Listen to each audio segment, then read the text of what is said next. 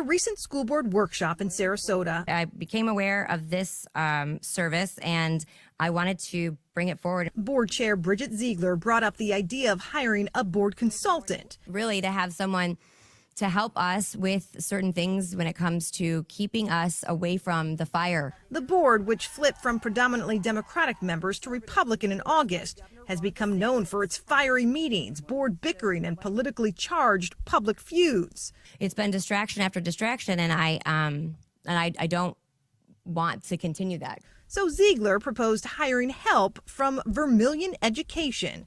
If you've never heard of them, you're not alone. Vermilion Education helps school boards ensure an accurate and high-quality education for their students, its website states, with principles that tout transparency and how students should not be used by political parties or ideologies. It may sound like just what many drama-ridden school boards in Florida could use. Unity is one of my top priorities. Until you take a closer look.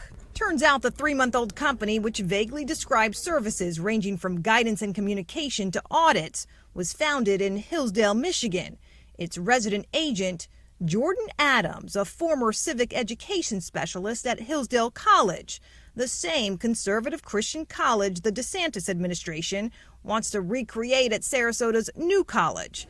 But it has also widely been criticized for pushing biased and politically driven curriculum. In fact, Adams' resume includes helping Hillsdale open publicly funded classical education charter schools, including some in Florida, and creating Hillsdale's controversial 1776 curriculum.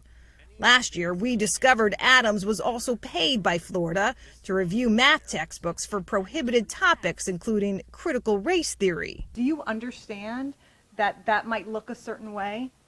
I think my focus, again, whether it looks away or not, is about getting the distractions out and making sure that our instructional material for all of our students is appropriate and in line not only to the standards, but to the expectation of our families. Ziegler, an original founder of the conservative group Moms for Liberty and whose husband was recently appointed president of Florida's GOP, wouldn't say exactly how she heard of Vermilion. Well, I work in education circles and certainly was brought forward to my attention.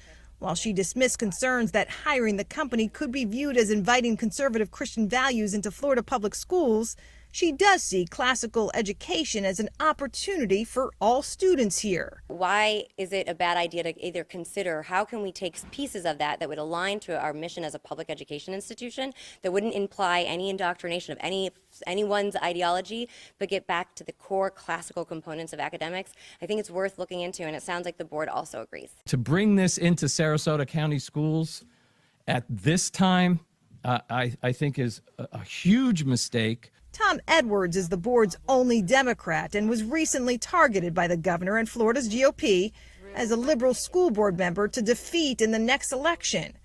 Edwards sees Vermilion's Hillsdale ties as a way to further divide a school board already at odds. Frankly, I was waiting for something like this.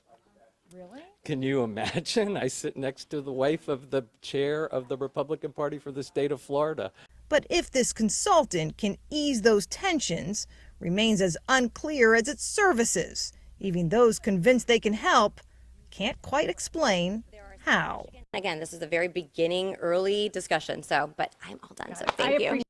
Despite multiple calls and emails, neither Jordan Adams or anyone from Vermilion Education has responded to us. One interesting fact, the word vermilion is actually a color, a vivid, bright shade of red.